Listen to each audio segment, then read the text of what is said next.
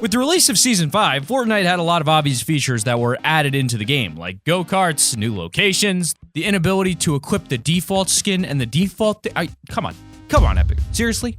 Seriously though? But there are a lot of subtle changes that if you don't watch the patch notes very closely, you'll easily look over. So in today's video, we're gonna show you guys some of the biggest changes that you probably haven't noticed. Like this tree right here.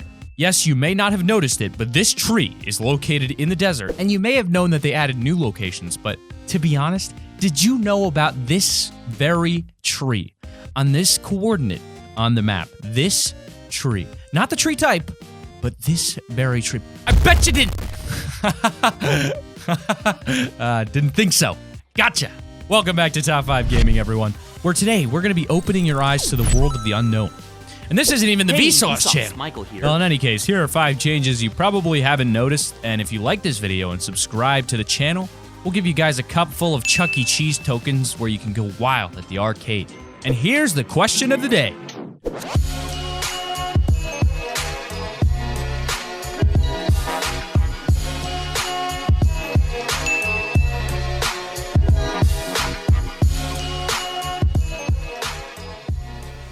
Number 5, you can see underwater now. Loot Lake has always been a pretty big issue in Fortnite Battle Royale. It's a big area filled with water that you can walk through, and for some reason, you couldn't see through that water at all.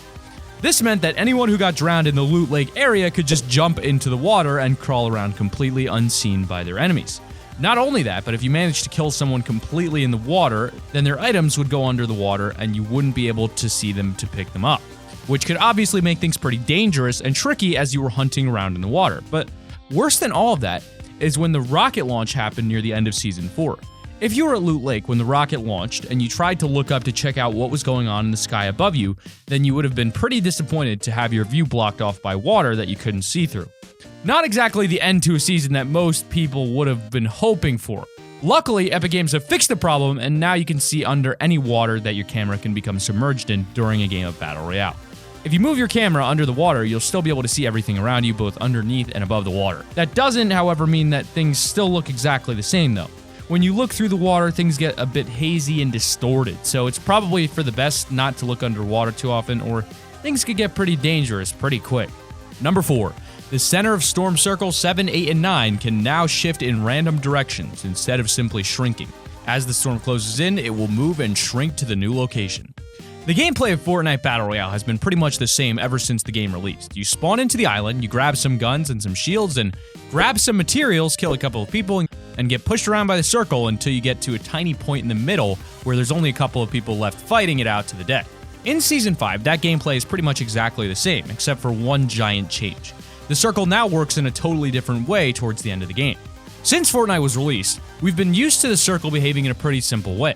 Each next zone will spawn inside of that zone that came before it, until eventually it closes altogether unless someone has already won by that point. Now the 7th and 8th and 9th circles can behave in a totally different way, and it can completely change the way that you play the game. Instead of simply shrinking like usual, the circles at this stage of the game can actually move outside of the playable area, with the zone closing in and shifting toward it instead of simply shrinking. This was done to try and stop people from simply camping in a single position while the zone closes in. Instead, you have to actually move toward the new location that's outside of the zone. It can cause a lot of fights as people scramble to get to the next area because it's in such a weird position. Number 3. When the invited to party prompt appears in the UI, you can now immediately accept the invite rather than having to open the party finder. Fortnite is a huge game, and at this point, that isn't really a surprise to anyone. To keep people playing the game, Epic needs to respond to their fans when they want something changed, and the invited to party user interface is something that pretty much everyone has wanted to be changed for ages now. Okay, so I know you're going to think that this is like a tiny thing that no one will care about, but believe me, this used to be pretty annoying. Whenever you got invited to a party and the invited to party prompt appears on your screen, you still had to navigate through the party finder user interface to actually join the party that you'd just been invited to. Sure, it wasn't like a major thing that you had to take a whole bunch of time to deal with, but it was a couple of seconds and a couple of clicks that were totally unnecessary. When you're trying to run a super successful game like Fortnite, then the little things matter even more than usual, so it's great that they finally got rid of that annoying and totally pointless button clicking. Number 2, Heavy Shotgun now fires 10 pellets rather than 5. Maximum damage for the heavy shotgun remains unchanged. The heavy shotgun has been one of the most confusing weapons in the game since it was first added to Fortnite Battle Royale. It seems to want it to fit the same niche as the tactical shotgun, a shotgun that fires faster than the pump-action shotgun, but that also has a lower potential damage output than the pump-action shotgun. But at the end of the day, the gun ended up being pretty useless when compared to the tactical shotgun, and it was all to do with the lower amount of pellets each shot had. As opposed to the tactical shotgun, the heavy shotgun only had 5 pellets, and while this would make damage more concentrated in the pellets than compared to other shotguns, all it really did was make the damage harder to land than usual. In the latest update to the game, the pellets within the heavy shotgun have actually been doubled, bringing them up from 5 pellets to 10. The damage of the shotgun itself has stayed the same, so the damage per pellet has actually been halved, but that doesn't matter because you're more likely to hit the double amount of pellets anyway. At first, there was actually a glitch that doubled the amount of damage the heavy shotgun did, as well as the amount of pellets it had, allowing it to one-shot people even when they had full health and a full shield if they got a headshot. Luckily, Epic Games got rid of that pretty much immediately.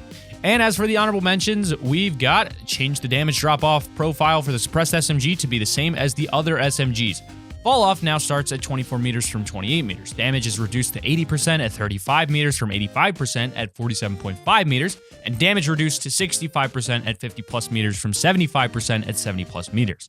The suppressed SMG used to be one of the most pointless and useless weapons in the game. Suppressed weapons only really work at pretty extended distances, but SMGs only work at close ranges. Obviously, suppressed SMG that at the time had an even less range than the rest of the SMGs in the game was never going to be amazing. Luckily, Epic Games have stepped in and given everyone's least favorite submachine gun a bit of an adjustment, adjusting its statistics and damage drop-off to be exactly the same as the other SMGs in the game. Honorable mention number 2, new Victory Royale screen plus the second the last kill happens, there's a slight slow motion effect. Winning a game of Fortnite Battle Royale is pretty hard. There's 100 people on the map, and they're all fighting as hard as they can to get that Victory Royale. Before Season 5, winning a game felt really good, sure, but the ending screen was just a bit boring. It didn't give you the feeling that you had just beaten 100 other people in the game. In Season 5, Epic gave the end victory screen a new lick of paint, which helps players feel like their win was much more important. There's a new shiny end screen, and the last kill happens with some slight slow-mo added after the last guy dies, which makes things feel a lot more epic than they used to be.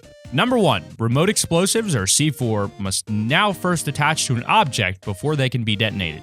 Explosives, especially C4s, are incredibly strong at the moment. Ever since Epic increased the damage and the blast radius of the C4, people have been crying out for a nerf. In fact, they're so strong that Epic had to disable them for the first official online Fortnite tournament. And even though people say that was just down to the lag, we all know that it's really because of how strong the weapon actually is. I mean, one stack of C4s is strong enough to knock down most of the buildings and tilted towers. If you got one right at the beginning of the game, you could literally take out an entire tower of people, which is crazy. Before Season 5, you could make the C4 remote explosives explode without them even being attached to anything, but realizing that this was a bit too strong in building fights, Epic has changed things. Now the remote explosive has to stick to an object before it can be detonated, which should make them a little bit less powerful in quick building battles. But that just about wraps up our list of the top 5 Fortnite Season 5 changes you probably didn't notice. If you enjoyed the video, be sure to click that like button and subscribe to the channel for more videos just like this one. Also, don't forget about the question of the day. Other than that, though, we hope you have a wonderful day and keep it here on Top 5 Gaming.